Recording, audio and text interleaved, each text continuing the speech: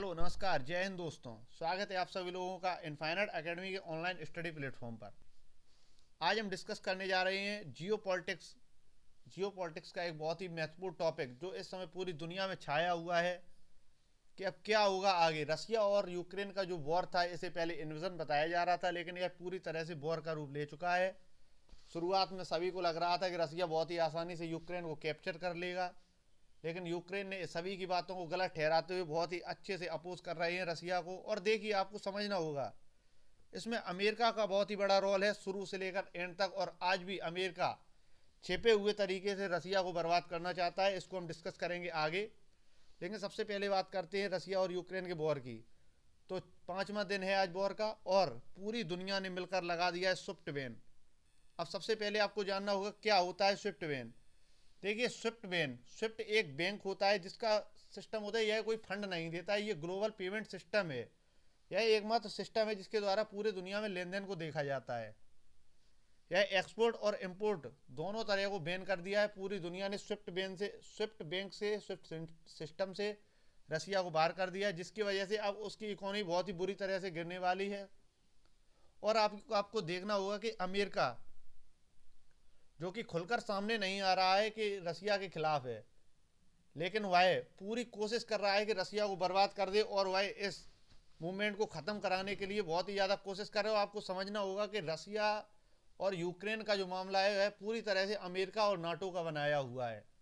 मुद्दा सिर्फ इतना था कि यदि नाटो मना कर देता कि वह यूक्रेन को अपना हिस्सा नहीं बनाएगा तो आज ये कंडीशन नहीं आती। लेकिन नाटो और अमेरिका की ये समझी हुई चाल है पूरी दुनिया में अपने व्यापार को बढ़ाने के लिए। देखिए, जो शक्तिशाली देश होते हैं उनका काम ही यह है कि दो देशों को लड़ाकर उन्हें हथियार बेच के उनसे पैसा कमाया जाए। आपने देखा है जो बाइडन जी की सरकार बनते ही इन्होंने अमेरिका ने क्या किया है तालिबान के साथ। अफगानिस्तान में ये पूरी मिलिट्री और अपने करीब 80 बिलियन जितनी एक देश की अर्थव्यवस्था होती है उससे कई ज़्यादा के हथियार ये छोड़ के चले गए हैं, और ये आतंकियों के हाथ में दे गए हैं। ऐसा ही कुछ इन्होंने किया है यहाँ पर। रसिया लगातार मना कर रहा था कि यूक्रेन को नाटो का सदस्य मत बनाइए, लेकिन ये अड़े रहे, क्योंकि ये जानते थे कि अगर हम ऐसा करें तो रसिया जरूर ही कोई स्टेप लेगा। और आज वो स्टेप आ चुका है, तो ये पीछे हटकर, पीछे छिपकर उस पर हमला कराने की कोशिश कर रही है। अगर बात की जाए अमेरिका की, तो स्विफ्ट जो बैन लगाया है इसकी वजह से रसियन इकोनॉमी में बहुत ही ज़्यादा असर पड़ने वाला है। क्योंकि आपको सबसे पहले समझना है कि स्विफ्ट की स्थापना कब हुई थी। स्विफ्ट की स्थापना, क्योंकि यह करंट अफेयर्स का क्वेश्चन बन चुका है, आप सभी लोग नोट कर लीजिए। स्विफ्ट की स्थापना 1997 में हुई थी। इसमें 200 देशों के 11,000 बैंक जुड़े हुए हैं। 200 देशों के 11,000 बैंक जुड़े हुए हैं। और आपको पता होना चाहिए कि स्विफ्ट बैंक का मुख्यालय है बेल्जियम में। यह आगे बहुत ही ज़्यादा इंपॉर्टेंट टॉपिक बनने वाला है कि स्विफ्ट बैंक का मुख्यालय कहाँ पर है, बेल्जियम में। आपको पता होगा कि स्विफ्ट बैंक हर बैंक को एक यूनिक कोड देता है जिसके द्वारा दो बैंक या दो देशों के बैंक आपस में फंड ट्रांसफर करते हैं। देखिए कैसे कैसे पहुंचाएगा स्विफ्ट बैन रसिया को चोट। तो लंबे समय तक स्विफ्ट बैन से रूस की अर्थव्यवस्था बहुत ही ज़्यादा प्रभावित होने वाली है, क्योंकि यह डॉलर में पेमेंट नहीं कर पाएगा। डॉलर, पाउंड और रूबल, रसिया की करेंसी को छोड़कर यह पूरी तरह से अब बर्बाद होने वाला है। देखिए, आपने खबर सुनी होगी कि गूगल पे, फोन पे या जो भी पेमेंट के सिस्टम है इस समय रसिया में फेल हो चुके हैं। और इसके पीछे एक टर्मिनोलॉजी ये है कि अगर वहाँ का नागरिक परेशान हो जाएगा। देखिए, अमेरिका अभी भी चाहता है कि वह रूस की सरकार को गिरा दे, ना कि इस मूवमेंट को ख़त्म कर दे। अमेरिका का यही हमेशा कोशिश रही है कि वह रसिया की सरकार को गिरा दे। अगर वहाँ पर मूवमेंट होता है, वहाँ के नागरिक परेशान होते हैं रसिया के, जो कि पहले से ही छोटे छोटे हिस्सों में आंदोलन कर रहे हैं कि वो वॉर के खिलाफ हैं। लेकिन अमेरिका ने अब अपनी चाल चल दी है। उसने ऐसा बैन लगा दिया है पूरी दुनिया ने मिलकर कि अमेरिका के लोग खुद ही अपने देश में व्लादिमीर पुतिन जी का विरोध करने लगेंगे, और वह बेबस हो जाएंगे अपनी सेना को वापस बुलाने के लिए। और उनकी यदि सरकार गिरती है तो अमेरिका को बहुत ही ज़्यादा फायदा होने वाला है। देखिए, रसिया भी कोई छोटा खिलाड़ी नहीं है। उसको पहले से पता था कि किस तरह के बैन या रोक टोक उस पर लगाई जा सकती है। उसने पहले से ही इंतजाम कर रखा है स्विफ्ट बैन तक का। उसने, आप सभी लोग जानते हैं, इस समय बिटकॉइन और ऑनलाइन पेमेंट, यानी कि हम जो क्रिप्टो की बात करते हैं, क्रिप्टो के द्वारा उसने लेन देन का ऑप्शन ढूंढ रखा है। लेकिन यह काफ़ी ज़्यादा कारगर नहीं होगा। रसिया को बहुत ही ज़्यादा इससे प्रॉब्लम आने वाली है। पश्चिमी देशों में सबसे महत्वपूर्ण था जर्मनी।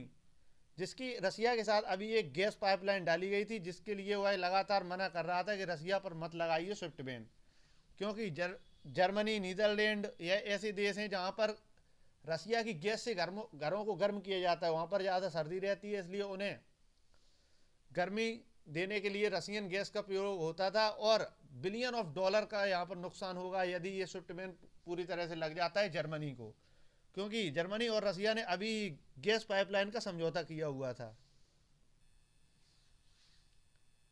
इसी क्रम में देखते हैं कि कल शाम को एक खबर आ रही है कि पुतिन जी ने जब से स्विफ्ट बैन लगाया है, उन्होंने पहले ही कह दिया था कि अगर कोई भी ईस्टर्न देश या कोई भी देश यूक्रेन पर किए गए इन्वेजन के खिलाफ बात करता है तो वह उसे एक्ट ऑफ वॉर समझेंगे।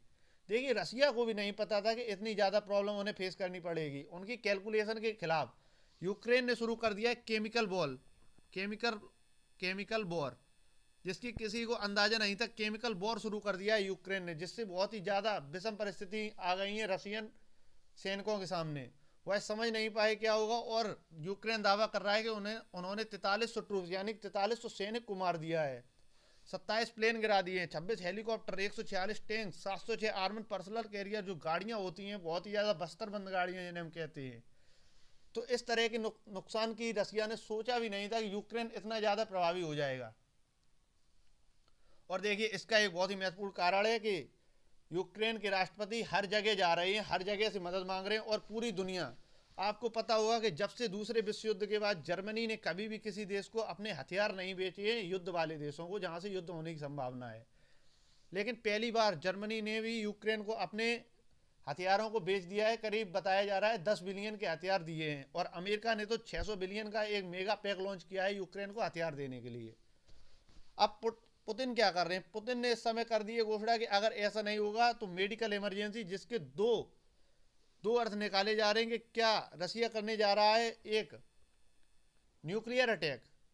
देखिए, और दो ऑप्शन हो सकते हैं। स्विफ्ट बैन की वजह से रसिया बहुत ही ज़्यादा परेशान हो चुका है, या तो वह उसके पास दो ऑप्शन है, न्यूक्लियर अटैक करेगा, या फिर इसका एक और सेंस आ रहा है कि जो केमिकल वॉर शुरू किया है यूक्रेन की गवर्नमेंट ने, रसिया उसके बैकअप के लिए बता रहा है कि मेडिकल इमरजेंसी लॉन्च कर दी है। लेकिन उसने कहा है कि हम अपने अंतिम सैनिक के मरने तक हम यह युद्ध लड़ेंगे, यानी कि उसने साफ कर दिया है कि हम यूक्रेन से हटने वाले नहीं है, चाहे कुछ भी हो जाए। रसिया ने बोला है करीब 5,000 50,000 सैनिक के लिए मेडिकल इमरजेंसी की व्यवस्था कर लीजिए। पूरी दुनिया यह कयास लगा रही है, क्या यह न्यूक्लियर वॉर की आशंका है या फिर केमिकल वॉर के होने की वजह से हो रही संभावनाओं के लिए कहा है। देखिए, रसिया क्या कर रहा है यहाँ पर, वह साइकोलॉजिकल प्रेशर बना रहा है। वह शुरू से ही कह रहा था, शुरू से ही बोल रहा है कि चलिए यूक्रेन के राष्ट्रपति जी, आइए हम लोग बेलारूस की राजधानी मिन्स्क में आकर एक मीटिंग करते हैं। लेकिन यूक्रेन के राष्ट्रपति लगातार मना कर रहे थे, लेकिन कल जैसी खबर आई थी वह राजी हो गए थे कल सुबह। लेकिन शाम को जाने क्या हुआ, उन्होंने कहा है कि हम नहीं लड़ेंगे, हम अब बेलारूस की राजधानी में नहीं, क्योंकि वह आपसे काफ़ी पास है। तो हम एक गोमुल स्थान है, गोमुल, जैसा हम आपको अभी दिखा सकते हैं, गोमुल स्थान, यहाँ पर आप देख सकते हैं एक स्थान है गोमुल, यहाँ पर इस जगह पर एक स्थान है गोमुल। उन्होंने कहा है यहाँ पर हम मीटिंग करेंगे। देखिए, इसके पीछे एक बहुत ही ज़्यादा साइकोलॉजिकल प्रेशर डेवलप कर दिया है रसिया ने। उसने कहा है कि हम आप पर न्यूक्लियर अटैक कर देंगे। अब कुछ लोग जवाब में कहेंगे तो क्या यूक्रेन के पास नहीं है न्यूक्लियर वेपन? आपको पता होना चाहिए कि जब यूएसएसआर का विघटन हुआ था तो जो सबसे ज़्यादा न्यूक्लियर हथियार उस टाइम मिले थे, सबसे ज़्यादा मिले थे यूक्रेन को। लेकिन उसमें एक प्रॉब्लम थी, जो न्यूक्लियर वेपन इंस्टॉल थे वो सबसे ज़्यादा यूक्रेन में थे, लेकिन उनकी जो चाबी थी वह क्रेमलिन नामक जगह में थी, जो कोड्स होते हैं न्यूक्लियर वेपन को चलाने के लिए, वह क्रेमलिन में थे, और जो कि रसिया के पास थे। जब 1991 में शीत युद्ध समाप्त हुआ तो सभी देशों ने धीमे धीमे करके अपने न्यूक्लियर प्रोग्राम को बंद करने की कोशिश की, और यूक्रेन उस समय बहुत ही ज़्यादा खुश करने की कोशिश कर रहा था यूरोपियन यूनियन को बहुत ही ज़्यादा खुश करने की कोशिश में। देखिए, यूक्रेन के पास जो हथियार थे वो पहले से अनयूजेबल थे, मतलब थे, लेकिन उनकी कीवर्ड कोड नहीं थे, तो वह उन्हें यूज़ भी नहीं कर पाता। तो उसने क्या किया कि यूरोपियन यूनियन को खुश करने के लिए अपने सारे न्यूक्लियर वेपन्स को समाप्त कर दिया। इस तरह से आज की डेट में देखा जाए तो यूक्रेन के पास सिंगल न्यूक्लियर वेपन नहीं है, और इसीलिए रसिया उसको साइकोलॉजिकल प्रेशर बना रहा है कि या तो हथियार डाल दो या फिर हम आप पे न्यूक्लियर अटैक, एक न्यूक्लियर बॉम्ब डाल देंगे। इस तरह से अब देखते हैं आज शाम को मीटिंग में क्या होता है।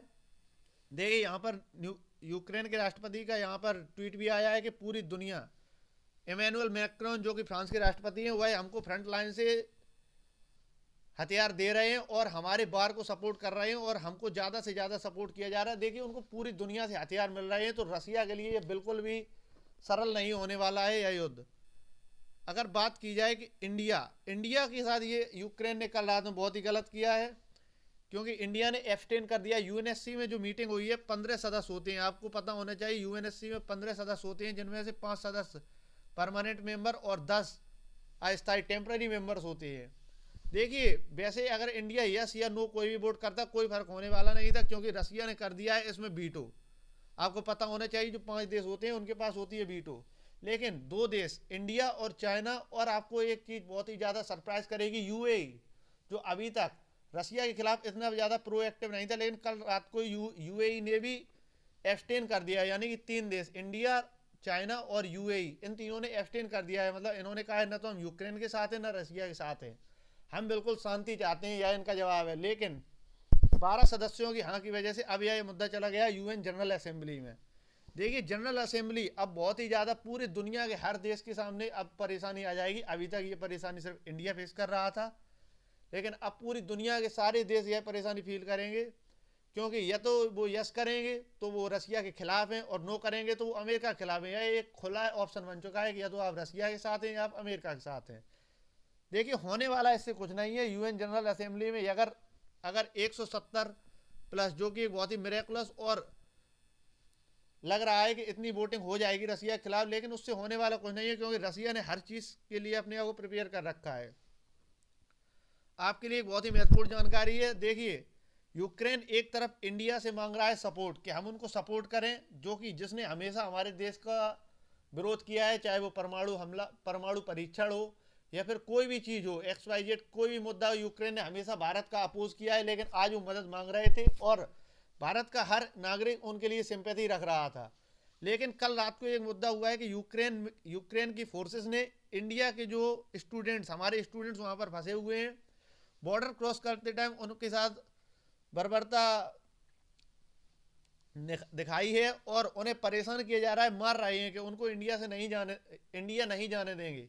देखिए आपको समझना होगा, इंडिया के, देखिए यूक्रेन के चारों तरफ जो देश हैं, पोलैंड से सबसे ज़्यादा भारत आ रहे हैं, रोमानिया, ओडेसा, यह देश हैं जिनसे भारत के नागरिक आ रहे हैं, और सबसे ज़्यादा भारत के नागरिक इन बॉर्डर्स पर फंसे हुए हैं, जहाँ से अभी आना बहुत मुश्किल हो रहा है। तो यहाँ पर आने के लिए यूक्रेन की जो फोर्सेज हैं वह भारत के लोगों को सपोर्ट नहीं कर रहेगी और वो निकलने नहीं दे रही है। देखिए रसिया ने यहाँ पर कितना अच्छा किया है। कल रात को एक घटना बताई जा रही थी जिसने बहुत ही ज़्यादा शान से ऊपर कर दिया है भारत का सीना, कि भारत के जो स्टूडेंट्स थे उन्होंने एक बहुत ही ब्रेव कदम उठाया और अपनी बस पर तिरंगा लगा दिया ऊपर। तो रशियन फोर्सेज ने क्या किया, 40 किलोमीटर की रेंज के आसपास कोई भी बम गोला नहीं गिराया है, जिससे भारत के जो स्टूडेंट्स हैं वो आराम से अपने देश को जा सकें।